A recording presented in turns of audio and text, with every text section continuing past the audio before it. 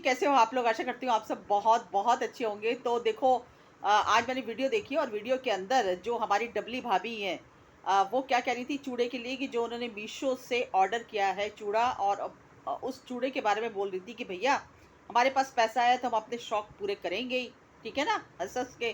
तो मैं डबली भाभी से ये कहना चाहती हूँ कि डबली भाभी, इतना पैसे का गुरूर और घमंड अच्छा नहीं होता, ठीक है? किसको दिखा रही हो, किसको जता रही हो और किसको चिढ़ा रही हो? मत भूलो कि वो जो इतना बड़ा प्लेटफॉर्म था ना,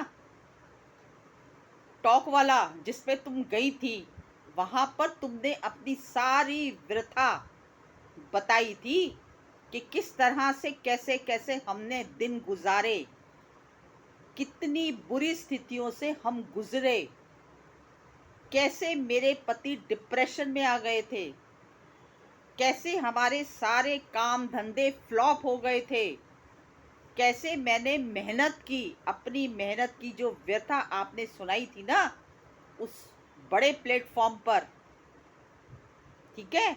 तो वो भूलो मत, क्योंकि कहते हैं इसको जो बता रही हो, हमारे पास पैसा, हमारे पास पैसा, ये ये अहंकार कहलाता है। किसी के पास जितना भी पैसा है, चाहे वो उसकी मेहनत का हो या कंट्रोवर्सी के जरिए इकट्ठा किया हुआ हो, जो भी उसके पास है ना, उसके बारे में राग नहीं अलापते कि हमारे पास इतना पैसा, इतना पैसा। भैया पैसा है, करो शौक पूरे, किसने मना किया है तुम्हें? एक छोड़ो 10 ऑर्डर करो, 10 चूड़े बनवाओ अपने लिए, मना थोड़ा किया है। खुद भी पहनो और अपनी छोटी जो ये प्रीतो है इसको भी बनवा के दो।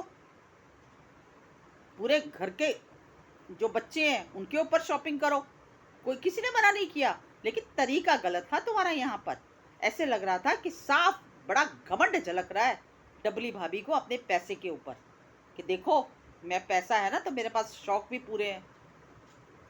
तो जो अपने शौक पूरे करते हैं वो सोशल मीडिया पर राग थोड़ा गाते हैं कि देखो भैया हमारे पास इतना पैसा है तो हम अपने शौक पूरे कर रहे हैं। लोग तो डरते हैं भैया कि नजर ना लग जाए बताने से। तुम तो सरेआम, इसका मतलब क्या है? इसका मतलब तो यही है कि तुम अपनी जेठानी को कहीं ना कहीं प्रोवोक कर रही हो, बता बता कर। हम्म वो बेचारी सिंपल सी, सादी सी, अपनी सादगी भरा जो है वो जीवन भी जी रही है और अपना सादगी भरा व्लॉग भी दिखा रही है। लेकिन तुम्हें जो है वो उसको प्रोवोक करना है। क्यों दोबारा कंट्रोवर्सी स्टार्ट करनी है क्या? और कंट्रोवर्सी से भी आपने अच्छा खासा पैसा कमाया है, ठीक है, ठीक है, वो आपने मेहनत की है। मेहनत की है, मैं ये नहीं कह रही, आपकी मेहनत पे मैं क्वेश्चन मार्क नहीं उठा रही। ठीक है, आपने यूट्यूब पर मेहनत की, पैसा कमाया, लेकिन कहीं ना कहीं आपने कंट्रोवर्सी भी की। तभी तो आपने अपनी जेठानी के बारे में, हालांकि बहुत सारे जो लोग हैं वो बोलते हैं कि नहीं पहले प्रवोक इसने किया था, ये जेठानी ने वीडियो बनाई थी। कुछ लोग कहते हैं कि नहीं पहले डबली ने किया था, डबली ने वीडियो बनाई थी। तो कोई भी कंफर्मेशन अभी तक नहीं है। लेकिन हाँ, सोशल मीडिया पर तो डबली ने ही बातें बोली थी अपने ससुर के बारे में, कि मेरे ससुर ने इल्ज़ाम लगाया था कि मेरे तेरी वजह से हमारे बेटे ने नौकरी छोड़ दी, ठीक है? तो मैं इतना ही कहना चाहती हूँ, कहते हैं ना घमंड नहीं करना चाहिए। ये जो बातें जो आपकी एक टोन थी ना, जो बोलने की टोन थी, उससे साफ झलक रहा था कि कहीं ना कहीं आपके अंदर घमंड आ गया है। कहते हैं ना घमंड तो रावण का भी नहीं रहा, तो आप किस खेत की मूली हो भाभी जी? मत करो, मत बोलो ऐसे।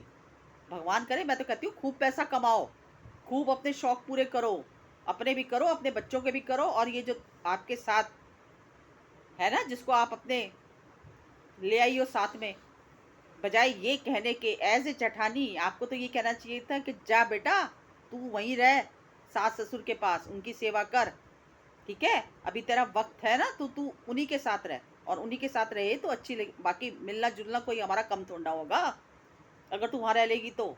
लेकिन आपने बहुत बड़ी गलती की है भाभी जी, कि उसको भी पीछे पीछे अपने साथ ले आई और उसी की ट्रोलिंग आप बर्दाश्त कर रही हो। बहुत सारे लोग कमेंट कर करके आपको यही बोलते हैं, और साथ ही साथ वो भी बेचारी ट्रोल हो रही है अपनी। कहते हैं ना, ये बेवकूफ़ी तो है कि उसने उसके पीछे, किसी के पीछे पीछे चल देना, सास ससुर को छोड़कर। हाँ, तो मत करना आगे से ना, ध्यान रखो कभी भी जिंदगी में पैसे का गुरूर, सुंदरता का गुरूर कभी ना करना।